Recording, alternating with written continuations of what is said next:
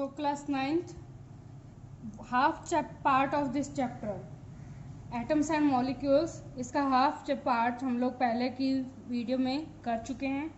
So now today we are going to complete this chapter.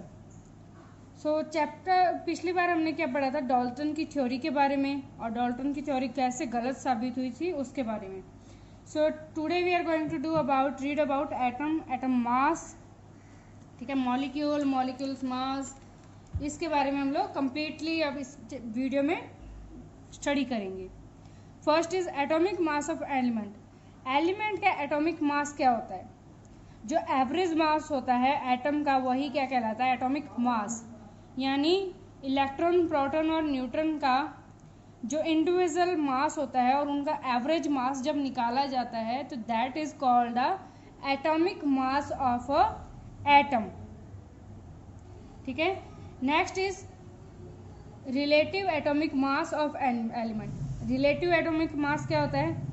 It is defined by the average mass of a element. पहले हमने atom का average mass निकाला था और अब है एलिमेंट का एवरेज मास. और इसको कैसे रिप्रेजेंट किया जाता है? Atom an element of C taken as compound का टेकन एज 12 म्यू. ऐसा यूनिट है ये किसकी? एटॉमिक मास की. एटम के एटॉमिक मास की ऐसा यूनिट है 12 mu. So the next point is how do atom exist. Atom exist कैसे करते हैं? The compounds containing molecules are called molecular. Moleculars और मॉलिक्यूलर्स मिलकर क्या बनाते हैं? एक अणु को. ठीक है, यानी परमाणु से अणु बनता है. और जो इसमें आयन्स होते हैं वो क्या कहलाते हैं? आयनिक कंपाउंड्स कहलाते हैं. The next is what is molecule. Molecule क्या है? मॉलिक्यूल में contain atoms of the same और डिफरेंट एलिमेंट्स. मॉलिक्यूल में जो एटम्स होते हैं यानी एटम से मिलकर मॉलिक्यूल बनता है, और जो एलिमेंट में एटम्स होते हैं वो सभी एक ही तरीके के एलिमेंट के होते हैं. जैसे अगर हाइड्रोजन है तो हाइड्रोजन में सिर्फ हाइड्रोजन के ही एटम्स होंगे, उसी के इलेक्ट्रॉन, प्रोटॉन्स और न्यूट्रॉन्स होंगे. So for example, molecular of a noble gases contain only one atom. जो नोबल गैसेस होती हैं उनमें कितने एटम होते हैं? सिर्फ एक ही एटम, लाइक एज हीलियम. और हाइड्रोजन में gases like hydrogen, oxygen and nitrogen, इसमें कितने एटम्स होते हैं? There is a 2 atom. और जिनमें 3 एटम्स होते हैं like as water, carbon dioxide, CO2, यानी ऑक्सीजन के 2 मॉलिक्यूल और कार्बन का 1, वाटर में हाइड्रोजन के 2 मॉलिक्यूल और ऑक्सीजन का 1. The next point is what is a molecular formula. Molecular formula यानी जो एटम्स को उसके सिंबल्स और नंबर्स को रिप्रेजेंट करता है. यानी the symbols and numbers of atoms of the element present in it. इस फॉर्मूले में क्या प्रेजेंट होते हैं? इस फॉर्मूले में एटम के सिंबल्स और एटम के नंबर्स यानी कितने एटम्स हैं वो क्या होते हैं? प्रेजेंट होते हैं.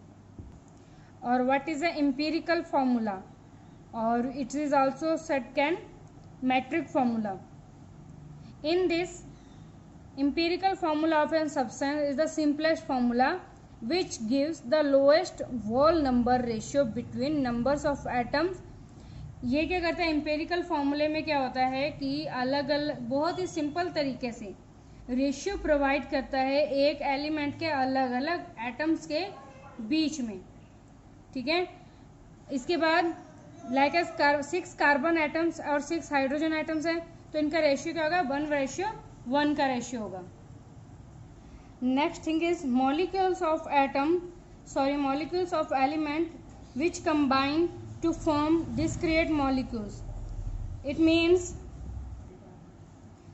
like as diatomic molecules, like as molecules of hydrogen H2, N2, nitrogen, oxygen का O2, chlorine का Cl2. ये कैसे होते हैं? ये होते हैं diatomic molecules होते हैं. नेक्स्ट है molecules of elements which form network और gantt molecules. आप जैसे डायमंड और ग्रेफाइट में क्या होता है कि डायमंड और ग्रेफाइट में होता है, जैसे हमने लास्ट ईयर पढ़ा था डायमंड और ग्रेफाइट का स्ट्रक्चर, इसमें हेक्सागोनल फॉर्मूला होता है. ठीक है, आप उसके स्ट्रक्चर को देख के ये नहीं बता सकते कि कितने हेक्सागोनल्स हैं, you have to count it, so it is represent by the CN।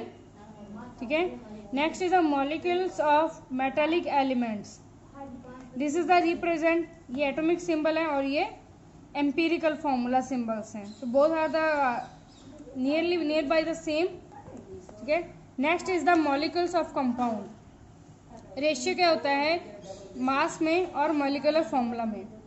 Water में हाइड्रोजन और ऑक्सीजन दोनों होते हैं, तो रेशियो होता है 1:8, अमोनिया में 3:14, so you have to learn all this ratio. What is ions, ions क्या होते हैं, ions is charge specified formed when an atom gains और लूज इलेक्ट्रॉन। आयंस कब बनते हैं, जब एटम अपना या तो प्लसिंग लूज करता है और या फिर एटम्स इलेक्ट्रॉन्स या तो लूज होते हैं और इलेक्ट्रॉन या फिर गेन होते हैं एक एटम में, दैट इज कॉल्ड आयंस। ठीक है, तो आयंस क्या होते हैं, आयंस यूजुअली पॉजिटिवली चार्ज होते हैं। Next is ionic compound, ionic compound NaCl, आप जब भी देखोगे इसका फॉर्मूला NaCl के ऊपर ऐसे माइनस होगा, KCl के ऊपर ऐसे माइनस होगा, तो these are the ionic compounds. ठीक है, valence electrons and valency, what is valency, valency means every element has a definite capacity of combine to other element, मतलब एक एलिमेंट दूसरे एलिमेंट के साथ कंबाइन होने की एक कैपेसिटी रखता है, so that capacity is called valency. और हर इलेक्ट्रॉन की वैलेंसी क्या होती है, अलग अलग होती है। एलिमेंट में वैलेंसी कौन डिसाइड करता है, एलिमेंट में वैलेंसी डिसाइड करता है electron.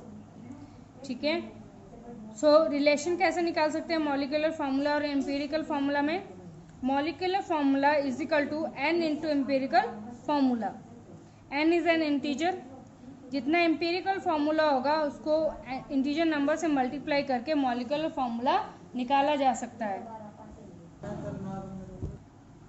Next is a rule of writing formula from valency method, valency method से फार्मूला कैसे लिखा जा सकता है, most of the simple compounds are made of 2 elements, ज़्यादातर 2 एलिमेंट से मिलकर बनता है एक कंपाउंड, तो that is called binary compound. Magnesium chloride का फॉर्मूला कैसे बनता है, these are symbols and these are charges।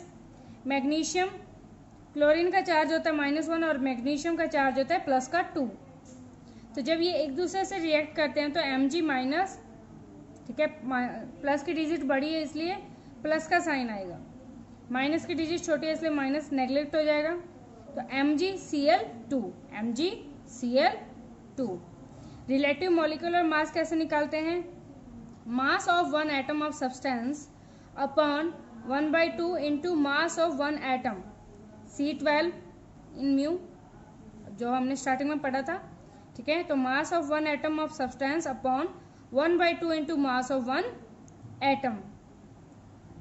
Next is a formula unit mass, unit mass का फॉर्मूला कैसे होता है, अगर आपको किसी भी यूनिट मास किसी भी एलिमेंट का या कंपाउंड का आपको फॉर्मूला यूनिट मास निकालना है तो कैसे निकालोगे, एटॉमिक मास ऑफ Ca, जैसे CaCl2 का निकालना है, Ca plus 2 into atomic mass of Cl, 2 है।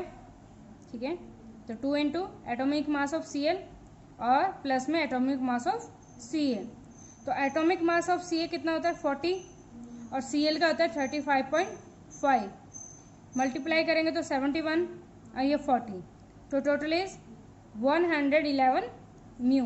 Mu is the SI unit of atomic mass. Next क्या है मोलर मास, मोलर मास कैसे निकालते हैं, जैसे मोलर मास क्या होता है, मास ऑफ 1 मोल, 1 मोल होता है एटम में, that is called molar mass. जैसे ऑक्सीजन में 1 मोल का मतलब कि मोल का मास कितना होता है 6.02 इंटू 10 की power 23 atoms of oxygen. Oxygen के एटम्स का मोलर मास कितना होता है 6.02 इंटू 10 की power 23। Next gram atomic mass, atomic mass को ग्राम में कैसे रिप्रेजेंट करते हैं, ये क्या होता है इंडिविजुअल एटॉमिक मास निकाला जाता है, जैसे इलेक्ट्रॉन का अलग, प्रोटॉन का अलग और न्यूट्रॉन का अलग, उसके बाद उनका एवरेज निकाला जाता है, तो that is called gram atomic mass. Molar mass कैसे निकालते हैं, मॉलर मास निकालने का formula mass of substance upon amount of the substance in the moles. आपको जो सब्सटेंस दिया गया उसका मास और जो उस सब्सटेंस में मोल्स हैं उनका मास अपॉन करके आप टोटल मॉलर मास निकाल सकते हो। Next is number of molars in the substance. Moles कैसे फाइंड आउट करते हैं एक सब्सटेंस में? It means mass of substance in gram, substance का मास ग्राम में, upon molar mass of substance in gram पर मोल। मोलर मास है जो सब्सटेंस का ग्राम में पर मोल के अकॉर्डिंग वो रखा जाता है, उसका डिवाइड किया जाता है ग्राम में, तो हम क्या निकाल सकते हैं? Mass of a substance. So class 9 this was your chapter atoms and molecules and the question and answers of this chapter already provided to you. So in the next session or next video we will going to do our next chapter atoms, structure of atom. ठीक है, so you have to write down all these notes by pausing the video. So this was your chapter